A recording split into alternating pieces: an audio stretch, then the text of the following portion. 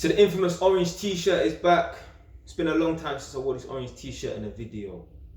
So I just signed a petition. Did you hear about that situation where the young black girl was in school, the police came down and they strip searched her while she was on her period? Bang out of order.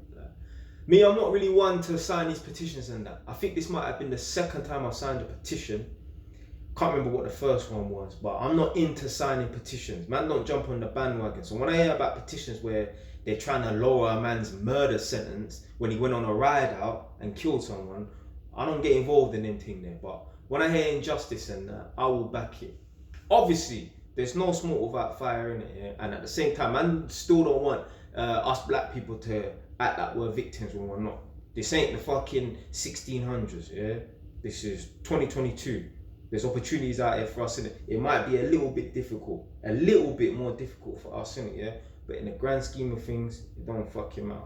But the reason why I did sign that petition is because I believe if that was a white girl or a white boy, the police then would have dealt with that situation a lot different.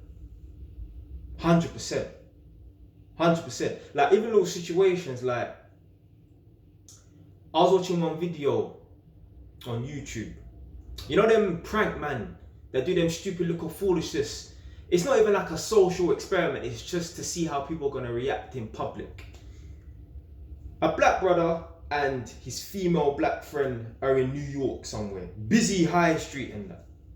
And he's going around. He thinks it's funny to slap her ass in public and for her to turn around and slap him in the face. Like, you think I would let someone slap me in the face as a fucking joke? But anyway, each to their own. So basically, he slaps his female friend's ass and she turns around, bam, slaps him. He just wants to see people's reactions to that. So they've done it about 6 or 7 times, and it's funny to see the way people react. Like, man are all holding their mouth like in disbelief.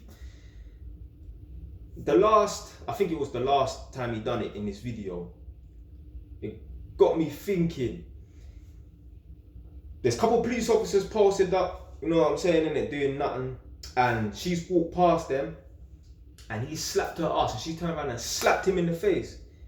And the police said to him, don't do that, like keep it moving or whatever, innit? Now I'm gonna try and find the video and post it in the description box so you can watch it yourself, innit? But he slapped this black woman's ass, and she slapped him back in the face, and the police have just said, look, both of you just keep it moving or whatever, innit? Yeah. And it got me thinking, if a black man ever slapped a white woman's ass, imagine some corporate white woman.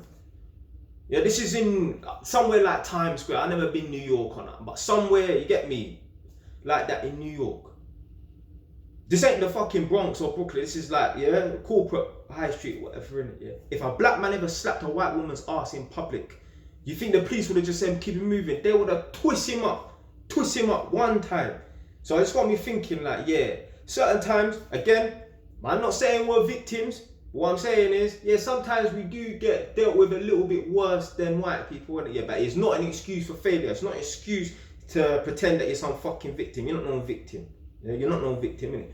But sometimes black people do get treated a little bit worse. A little bit worse than white people and that. Like all stories, man, here, I know people told me, yeah, them and their partner and that was growing weed and that, and they got caught growing weed like considerable amounts in it. Now this ain't no fucking supply the whole of Europe type of grow, but they were growing weed in their yard, and then the boyfriend just got like some idiot community service and that, probation. That was a black man, yeah.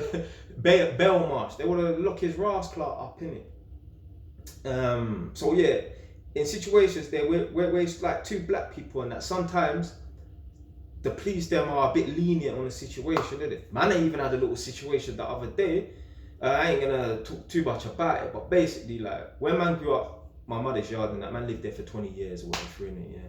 And we lived next to a little flat block. So anyway, some new people moved into the little flat block and that, innit?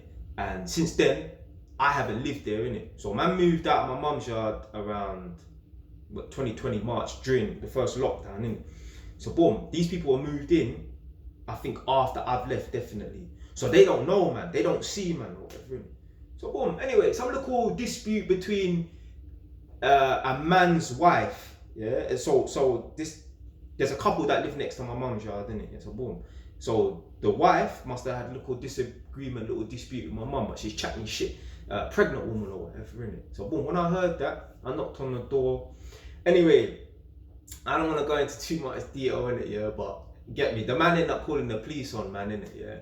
And I said to him, what has happened is a little minor situation, just a little minor push. You get me? I just had to just tell him innit, yeah, like watch yourself innit, and pushed him innit, yeah. He's called the police on man innit, yeah. Boom. I told him the police ain't gonna do nothing, you know, because it's two black men or whatever. Now, obviously, if I kicked the shit out of him and he was bleeding and he's missing teeth and that, then yeah, fine it. But it was just one little push in it. Man just had to tell him to back off and watch himself in it. Just a little push in it. Anyway, the police have come now and they basically just squashed the thing right then and there. Now, maybe if I had pushed a white man, maybe, yeah, they would have been, you get me, it would have been taken a little bit further in that. But because it's two black men, they're just gonna squash it. So certain times, black people, the police do deal with us black people a little bit different, innit? But it's not an excuse for failure. We're not victims. We're not victims, innit? I'm just saying, it's just an observation. But back to the original topic. Yeah, what the police then done to that little girl, yeah, that was bang out of order. If that was a white girl named Margaret or Kelly Ann or whatever, she would not have got strip searched. No way. She would have not got strip searched. Yeah, maybe they would have searched her bag. Yeah, cool. But they wouldn't have strip searched her, nah. Again though, there is no smoke without fire in it. Why are the police targeting this particular girl? Not even a boy, you know, a girl. I don't know too many girl. I mean, I think I do know one girl. She didn't go to my school who was selling weed when she was all like 14, 15, but she didn't go to my school, one Edmonton girl. But I don't know too many girls who are selling weed and that. So there's no smoke without fire in it. But again, it's still not an excuse for them to deal with it. They're wrong, bang out of order in it. But stay away, don't know.